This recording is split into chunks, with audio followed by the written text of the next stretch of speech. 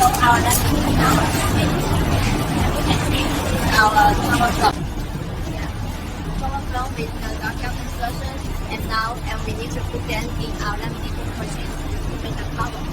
Okay, and you can see one practice power with one door, one by one, and put into the machine to wire the heating situation. Okay, here are three advantages of the powering level. Okay, let me show you. The first is to protect the stretch of the product. The second is to insulate the air, prevent the product from the damp corrosion. Third, we can before use to remove the laminate and keep the product clean and tidy. You see, our laminate store will be very amazing, and you will like it and so, and we expect it to sell to the local and sold to the customers. Then, our finish after the laminating cover.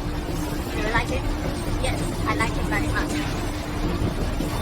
Okay, I'm right again. Thank you. Thank you for your watching.